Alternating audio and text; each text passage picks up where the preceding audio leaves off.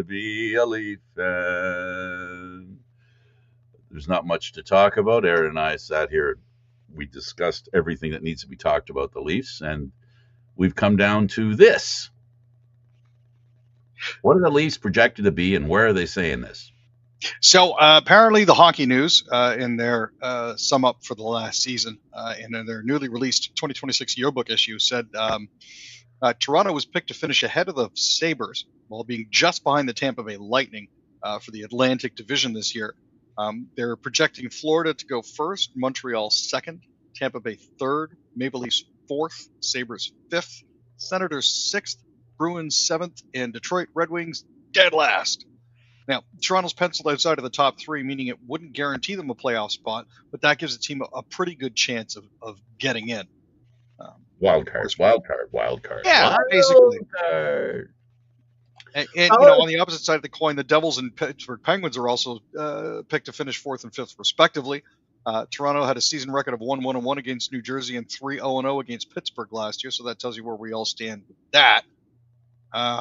They're also predicting Austin Matthews, who, while he hasn't been himself the past 2 years, with the new coach, he's projected to record 40 to 45 goals and 30 to 35 assists for about 80 points in a new 84-game regular season for this coming year.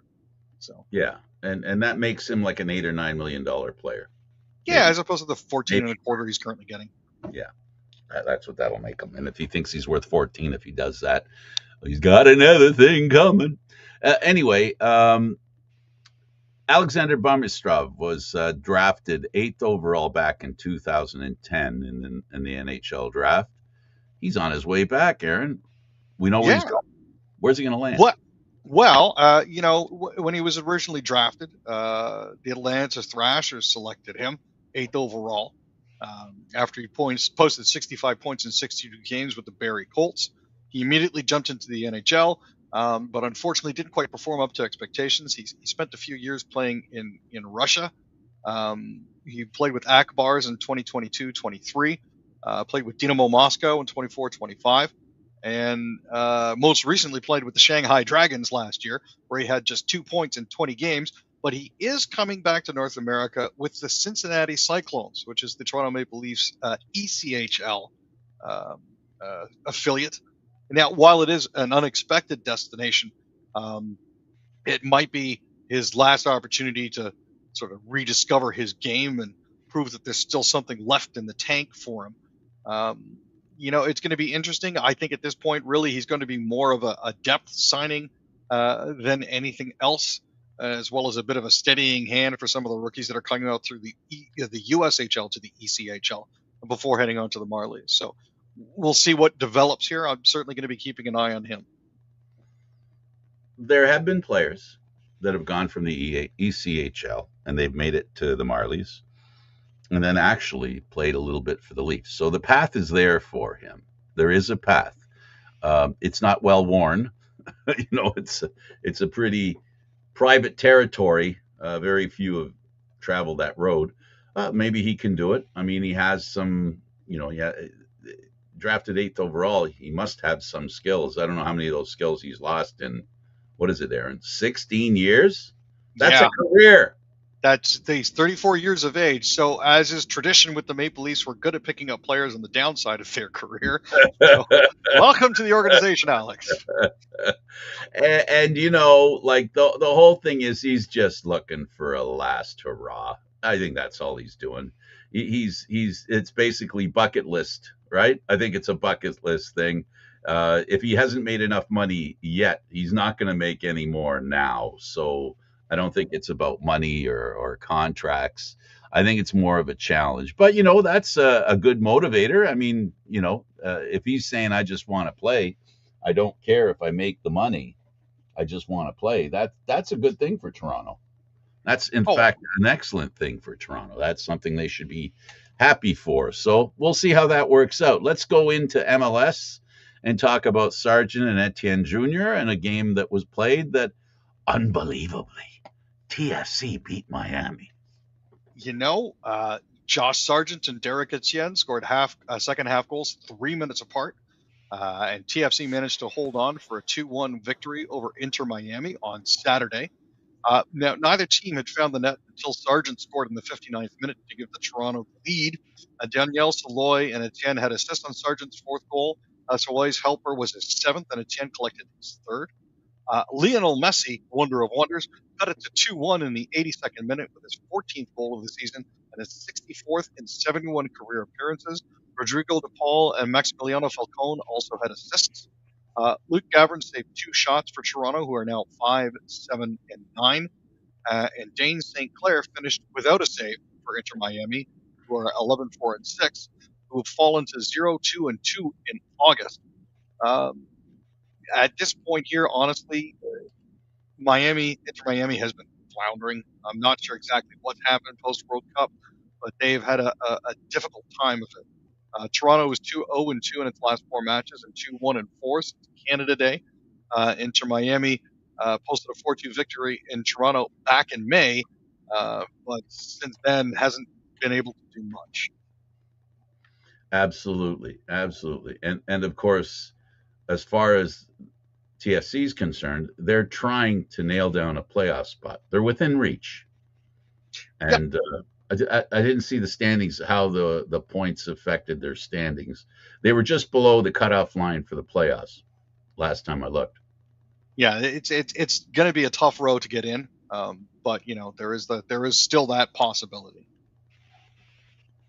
Yeah, I'm looking at it here now. Let me see. No, they're not showing it the way I need to see it. I need to see. Oh yeah, there it is. Yes, so they're just 10th, right? Yep. And they have, where is it? The total. Where's the points? Well, I guess they just go win loss tie. There they are, right at the beginning. That's why I didn't see it. All right, so they're actually tied with Orlando with 24 points. And in between them is the line to make the playoffs. So this is a much better Toronto team than they've had the past few years. Sorry about delaying. It's just a feel-good story, beating Miami, Aaron.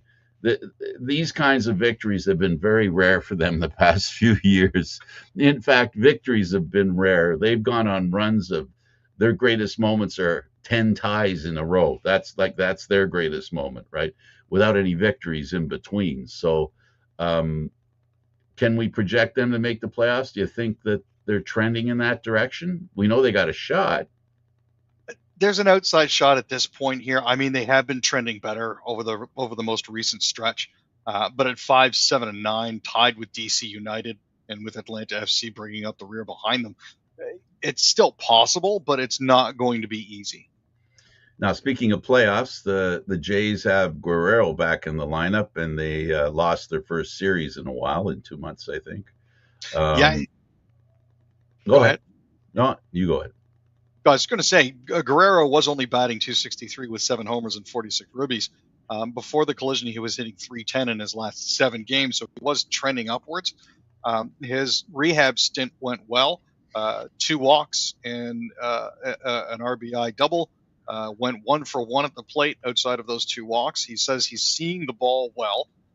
So for somebody that had a concussion and there were concerns over that, he seems to be back on form. Good for him. Dylan Cease goes into the 7th inning with a no-hitter. Yeah, the Jays managed to hold on to win that one 4-3. So that was a bit of a relief for them. He's been, I think, one of the great surprises for the Jays this season is the fact that he's performed as well as he has, with all of the injuries that they've had and all of the issues that they've had with pitching. He's been one of their bright spots coming into this most recent stretch. So I'm glad to see that. Yeah, I don't think he's a surprise, but I think the fact that there's success on the mound is the surprise. I don't think it's a surprise that he's the one bringing it. He was a great pitcher when they signed him. They knew what they were getting. They knew what they wanted. And he has, if one looks at a surprise as something like saying, well, we paid for a guy to be a number 1 pitcher, but we weren't sure he was going to be one. You might be able to go to that extent, but he had a history. So good for the Jays, good for Cease. And unfortunately, on Sunday, they lost 8-3, Aaron. Yeah, it was not a good game for them. Unfortunately, that loss puts them at 64 and 68. They're 1.5 games out of a wild card spot and chasing the Rangers and the Guardians for the last spot. I find it interesting. The Yankees are 74 and 56, and they're in the first wild card spot, which is just interesting to me when it comes to the American League. It's one of those situations where you would expect them to be doing better, but with teams like the White Sox at 68 and 62 and the Houston Astros at 65 and 66 holding those first two spots, there's really nowhere else for them to go. Yeah, it's an interesting situation. Let's go to the NSL. Small Hunter score in first half. Yep. So AFC Toronto managed to put together a 2-0 win over the Halifax Tide on Sunday. Nikki Small got her first goal of the season in the 20th minute, and Kaylee Hunter scored on the penalty 12 minutes later for her 8th goal of the campaign. Goalkeeper Sabrina D'Angelo faced 17 shots, 1 on target, and posted her 4th clean sheet in 6 games since joining the team. Annika Toth faced 11 shots with 3 on target. Toronto at 8-5-4 remained third in the NSL standings with 28 points and owned the league's best road record at 7-2-1. Halifax at 6-8-3 is fifth, 1 point behind Vancouver for the 4th and final playoff spot. NSL Rise rout the Rapid. Yeah, the Vancouver Rise scored 4 times in the second half to knock off the league-leading Ottawa Rapid 5-1. And about Métis Lopez and Camila Reyes on a penalty shot also scored for the Rise, who scored 3 times in a span of 10 minutes early in the second half and then cruised to the blowout win at TD Place. Elise Bell scored in the 82nd minute for the Rapid to spoil Jessica Wolf's shutout bid. But, Vancouver took 4 of the game's 7 corners. Each team received 2 yellow cards. At the end of the day, solid victory for the Rise to move into 4th place in the 6-team circuit, 1 point ahead of the Halifax Tide. The Rise have improved to 7 wins, 1 draw, and 9 losses for 22 points. The first place Rapid with 33 points remain 3 up on second place Montreal Roses. The Rapid slipped to 10 wins, 4 losses, and 3 draws. The CFL Lions have won 4 straight. They were 1-5. They are now 5-5, and they're 2 points out of second place in the stronger West Division of the Canadian Football League. Yeah, it was a convincing win too. 30-16 is nothing to laugh at. That was a solid performance by everybody all around. Looking at the way that everybody played, Nathan Rourke threw 2 touchdown passes. The defense forced turnovers. Lee and Stanley Thomas Oliver both had INTs. Lorenzo Malden sacked Riders quarterback Trevor Harris twice, while defensive tackle Casey Sales also had a sack. I think one of the biggest things coming out of this is the fact that they were able to put pressure on Harris, being able to understand he likes to get the ball out quick, so they were able to jump on him early. Buck Pierce had high praise for his defense, making big plays at the right time. He says it's a group that's hungry to be great. So, at the end of the day, Rourke finished with 22 of 28 passes completed for 355 yards and 1 INT. Xander Horvath also scored on a 1-yard dive. And at the end of the day, it is where it is, and the standings are what they are. Glad to see that, they're closing up a little bit. There's not the runaway favorites at the front anymore. Edmonton's now 8-3. Saskatchewan is 6-4, and BC's now 5-5. Let's talk about the Elks and the Bombers. So the Elks rallied past the Bombers on Blanchard's walk-off field goal. They erased a 16-point deficit before Vincent Blanchard drilled a 40-yarder as time expired to give them the 22-19 victory at Commonwealth. Cody Fajardo finished with 259 yards, a passing touchdown, and a rushing touchdown on 20 for 32 passes. Winnipeg's offense moved the ball well early. Zach Colarios finished the quarter with 122 passing yards, while Brady Oliveira had 66 yards on 6 carries, but it only resulted in a 3-0 lead. So I think you can see where the problem came into it here. Argonauts beat the Hamilton Tiger Cats. The lead was in the Tiger Cats' hands, but then it's like a storm. They came at them, the Argos did, and won the game. There was a rather hefty rain delay, too. Yeah, 1 hour and 7 minutes. Yeah. Which, at the end of the day, Kelly finished 26 of 34 with 289 passing yards, 3 TDs, 1 INT, and 1 rushing major. Devontae Coxey had 4 catches for 75 yards to go with his 2 scores, and Tyler Kamen made 7 catches for 74 yards. Scott Milanovich went back to the well with Trey Ford after his performance in the Tabbies' win over the Roughies last week. He had his moments, but Toronto's pass rush was just a little too much. He finished with 19 completions and 356 passing yards. So Did at the well. end of the day, they just couldn't keep up. Let's talk about the Red Blacks and how upper management has been dinged. So for those of you who know, Sean Burke is gone after starting 0-10 this CFL season. It was decided that they were going to release him. This comes 6 days after Adrian Ciara stepped down. And this is after Dinwiddie was promoted to head coach and general manager. Now, the unfortunate thing is, during his tenure with the Red Blacks, he joined the team in 2021. They had made the playoffs just once during that 5 years. So, unfortunately, they felt like change had to be made. So, there you go. They also appointed longtime CFL exec Jim Popp as a senior football advisor today as well. Popp has spent 28 years in the CFL as a coach and a front office exec. He most recently served as general manager of the Argonauts from 2017 to 2019.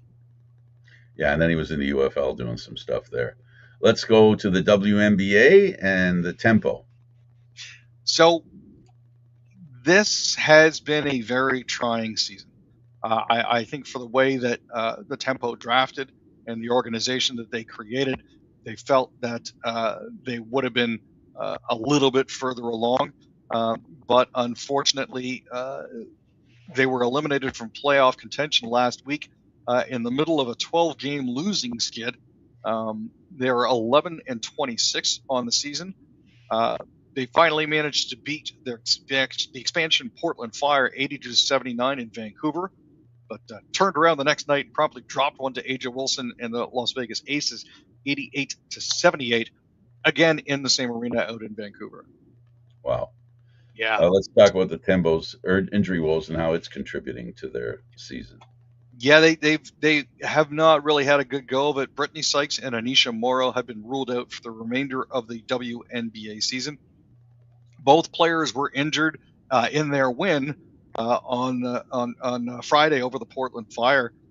Sykes played just 1 minute and 31 seconds in the first quarter before exiting with a foot injury. She was in just her second game back after missing 8 weeks with a left plantar fascia injury.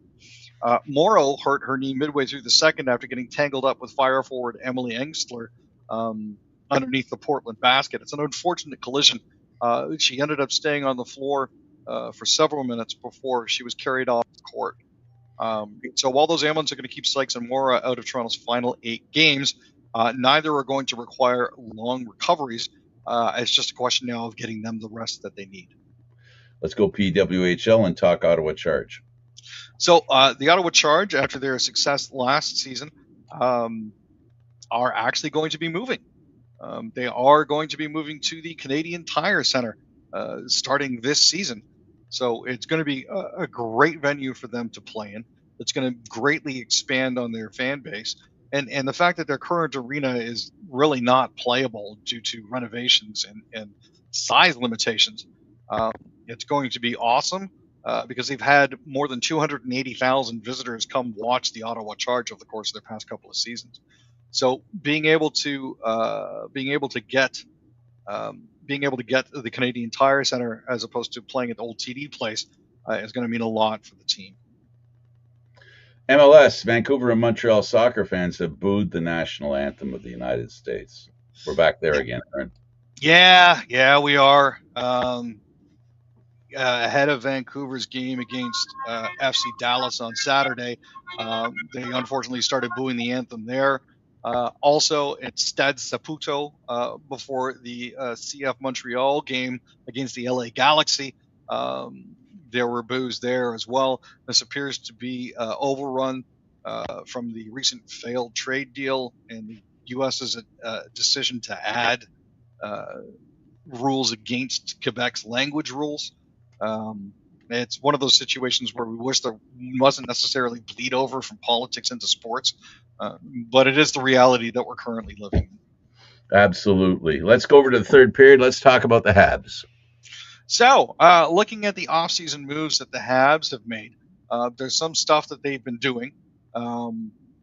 They signed Ivan Demidov to a long-term deal with Jacob Dobish getting a 3-year contract. That's really good roster management. They added Maximilian Schubert and Brett Berard for the couple two-way contracts. Brendan Gallagher's gone to Vancouver. Joshua Roy has gone to Utah. Joe Veleno was not qualified, and Patrick Laine is currently in UFA. As it currently stands, I think overall they're going to get a B this offseason. They've made some changes where they need to address some issues, but we'll have to see if it actually bears fruit for them. Yeah. Let's go to the Jets. So there's 4 things that I think the Jets are going to need. Last season was rough. Didn't end the way that people hoped it would. They need Connor Hellebuck to come back. And by come back, I mean be his old self again. Completely. Come back completely. Yeah, exactly. They need more scoring depth. There weren't a lot of teams with 330 goal scorers last season. The Avalanche had McKinnon, Nakash, and Brock Nelson. The Oilers had Connor McDavid, Leon Draisaitl, and Zach Hyman. The Tampa Bay Lightning had Kucherov, Gensel, and Hagel. And the Jets had Connor, Scheifele, and Velarde, but they were the only 4 teams with a trio of 30 goal scorers. The problem is, while it's great that they had those guys up front, nobody else on the team had more than Alex Iafallo's 13 goals. So there's a bit of a fall off there, so they need more scoring depth. Absolutely. They also need Brad Lambert, Isaac Rosen, and Viggo Bjork to be placed in a position where it's possible for them to succeed. And last of all, they need another North-style season from Josh Morrissey. It's a big ask, man. But, if Morrissey can get back to where he was playing at in 23-24, the Jets should have far fewer difficulties. But as he's getting a little longer in the tooth, we don't necessarily know if that's going to be possible. They missed the Dane. Oilers. So there's a lot of expectations going into this season. Draisaitl, I think, of everybody, seems particularly comfortable with what Babcock is going to bring to the Oilers bench. He says, I think it's very clear that he's got a plan, and I think he holds guys accountable. And I think to him, it's not about who it is when it comes to accountability. We're looking to be coached. We're looking to get better. And I sometimes deserve to be yelled at, too, just like anyone else does. I don't think Babs is going to care overly much who we are in terms of that. I think sometimes that's needed. And certainly for a team that at times seems comfortable with players floating, accountability is going to be a good thing for them. Elias Pettersson in Vancouver. There's talk about him. Yeah, he could potentially reach 3 different power play milestones in 26-27. Pettersson managed to reach 9th overall in power play points for Vancouver during last season, tallying his 166th power play point on March 24th, 2026.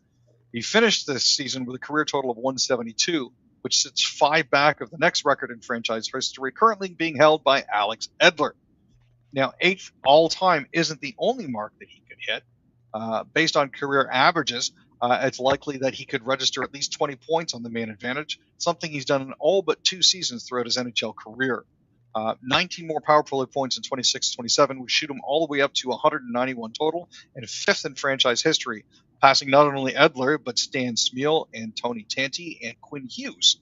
So that's some big stuff there. Right up there with him is going to be Brock Besser, who finished the 25-26 season tied with Todd Bertuzzi for the 5th most power play goals in Canucks history with 79. That's certainly something that's attainable for him. It's not all doom and gloom for the Canucks. There's a little bit of sunshine to be seen. Absolutely. Well, we've got a baseball season with the Jays, now finished with the Yankees, and also finished with playoff teams to play against. Now, here's the problem. As much as they're going to be playing weaker teams, I hope they don't play to those teams' level. They have to play at the same level they're playing against these other good teams where they've won series and they've kept things close with the Yankees. They've got to make hay now because the sun is shining and opportunity is in front of them. And if the Texas Rangers continue to be hot, that's the team right now. they're chasing. And that No, team for is sure. playing well. And that team is playing well. So they're going to have to play well to make the playoffs. There's only one spot open to them. I don't see the Red Sox and Yankees falling apart or falling out of the picture in the playoffs. I don't see that. So there's only one spot available. The Jays have to get it, and to get it, they're going to have to play better than the Texas Rangers and everybody else.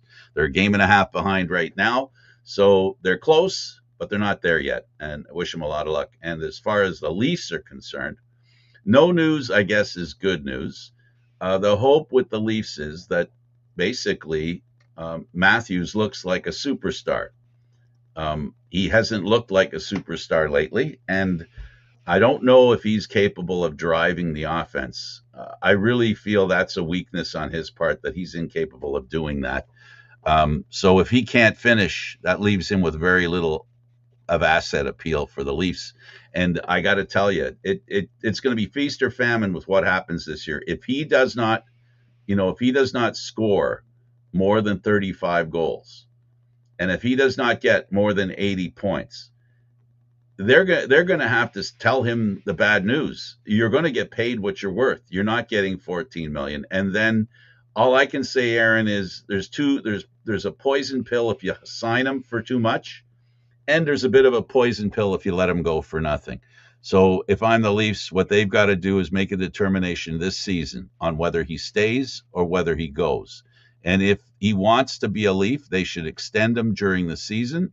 I know he doesn't like to talk about it during the season, but if he doesn't extend this year, I would suggest to him and to them that he find a new place to play. That's what this year is for me, as far as the Maple Leafs are concerned. No, Early, early, I 100% agree with that, Frank. early, It's the way early. it's got to be. Absolutely. And as far as the CFL is concerned, a lot of people are upset with the rules and talking about how, I have one friend who's very, very talkative about the 35-second clock. He really doesn't like it. He says it rips the fans off for plays and such. At the end of the day, for me, he raised a point that I I keep forgetting, and is a definite possibility for the Canadian Football League. Let's go on the presumption that what people are saying is true, that they're creating a game that looks like the American game, Aaron. Could you buy into that with what they're doing? Would you say that would be a fair assumption that the game is starting to look like the NFL more than the CFL? Well, I definitely think they're trying to make it a little more accessible to the American fan base, seeing as it's being carried on CBS Sports and ESPN. But not just the fan base. The Mm, point that he made, and it's one I've always toyed with in my mind, and it's escaped recently, and now it's come back in after this conversation. What's to stop the Canadian Football League from having a field that's more American friendly, giving the NFL an opportunity to create a minor league football system, which the Canadian Football League will be? In that end, to that end, there will be financial support from a very big organization. The NFL is pretty big. Like chump change for the NFL is big money for the CFL. Would that be a fair statement? I think so. And with the Argonauts' partnership with the Buffalo Bills, that certainly brings it a little more into focus, especially with their joint partnership last year. It can certainly bring that closer to fruition. Let's be honest here: the league is not rolling in money. It's No. not like these teams turn a profit. So the opportunity that is there for them to at least temporarily, for now, align themselves with the NFL is an opportunity that they should definitely try to take. I referenced you as an example. I referenced you as an example. And I made this statement. Again, I'm going to ask you how you feel about this statement. The Toronto Maple Leafs, big league hockey, very important team, have a minor league team called the Toronto Marlies. They have a following. The stadium is pretty full, right? Yep. They get pretty good coverage, right? Because they're associated with the Leafs, so it's easy to keep them in the news to a degree, right? They win a championship of their league, which is a big deal because they won a championship. What's to say that that isn't a parallel situation to the NFL using Toronto as a minor league team? That there's a parallel there. It would enhance the Argos. I know people don't want to hear this. They don't want to hear it, but it would enhance the visual of the Argos as a legitimate professional football team.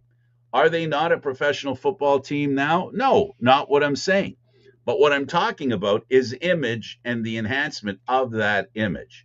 With the NFL money coming in and NFL support, in other words, players that let's say are drafted by the Dallas Cowboys. You got a quarterback that's drafted by the Dallas Cowboys. And the Dallas Cowboys send him down, and if they're going to draft him high, you know he's going to be a player of repute, right?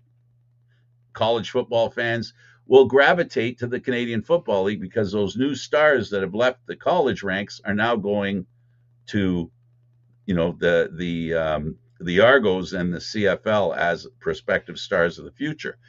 That's part of the hook that you have with the Marlies and the American Hockey League. The hook is they've got these players that are the future of the National Hockey League. Now you're going to see these young stars that are going to be somebody soon, maybe, right? So it's just a selling point, and I don't see that being a bad idea. I know we want to consider ourselves, especially in these political times, to be independent of the Americans, but we're not talking about political here. We're talking business. And sports is a business. MLSE was, and now Rogers, that owns the Toronto Argonauts, are in the business of making money. Now, for those of you that think, well, if they don't want to do the Argos right, if they don't want to promote the Argos, if they don't want to do what they should do to promote the Argos, if they don't want to turn this into a great franchise, let somebody else buy it. Here's the problem. Who is that somebody else that's going to buy them? Yeah. At this point here, really the only other potential suitor would be the NFL to turn it into a developmental league. So I think the situation we're in here. Yeah, the partnership, and it's a reality that, are you interested in seeing football live in Toronto? If you are, there has to be a team playing in Toronto. What makes the Canadian football, I say this all the time, Aaron, I'll continue to say it. What makes the Canadian Football League Canadian is the towns and cities that the teams are in, and they play in Canada where Canadians can go watch football. That's what makes it the Canadian Football League. Canadian players can play. I don't know how much they're going to have to give in. Like, if this is what they're doing, and all we've witnessed is the first salvos of the Canadian Football League becoming an extension of the NFL, this is just the beginning. I'm just wondering how far they can go. That is, the people that make the decisions about the CFL, right? How far can they go without killing the goose? Because the danger here is there are teams that are successful in the CFL who are fine with the way things are. Right now, there's teams, they're fine. The stadiums, Edmonton even starting to get people. They won't want them to screw around with what's going on, because that's the debate. It's the constant debate. How does the CFL, as a bunch of owners, agree to do something that's not a benefit to all of them, but in the long run, a benefit to all of them, if you don't want to wait to find out if it's true that it'll be a benefit, and you don't want to risk the success you already have? That's the biggest challenge the CFL has had from day one, going back 30 years. You're 100% right on that, Frank. I can't really dispute that. I hope they can figure it out. This is the thing that I'm starting to see. It's possible that people are right, that they're selling out the Canadian game to bring in the American game. But it's less about bringing in the American game. It's more about bringing in the American dollars, the American money. Now, before we go, there were two other stories that I wanted to touch on, Frank, that I didn't actually have a chance to get to in my original show copy, mainly because those games were still wrapping up as the information I was sent to you. First of all, I want to congratulate Canada in their Little League World Series game against Team Panama today. Canada managed to score 3 runs in the 7th inning, that's extras, to take the game finally 3-2. Panama was only able to get 2 quick runs but at the end of the day, Canada came out on top. The other was Team Canada beating Team USA with a 4-goal fourth quarter comeback to claim the gold medal at the 2026 Pan Am Men's Lacrosse Championships games in Kingston, Jamaica yesterday. Right. So Canada was down 8-5 entering the final frame. They tied the game with 90 seconds to go and won the ensuing faceoff. Alex Simmons got to play hero, scoring with 20 seconds left to play on a beautiful shot fake and dive. He got the game-tying goal and the game-winning goal for his fourth and fifth points of the game, and one of the best performances of the year in international lacrosse. So Canada takes gold, Team USA takes silver, and the Haudenosaunee took bronze by beating the host Jamaicans. Absolutely. So congratulations to Team Canada on both counts. Congratulations to Canada on both counts. Aaron, thanks for doing this. Thanks, Frank. He's Aaron William Freeland, otherwise known as Meathead. I'm Candid Frank Stanishi, otherwise known as, I don't know what, something. See you next time, everyone. Have a great week.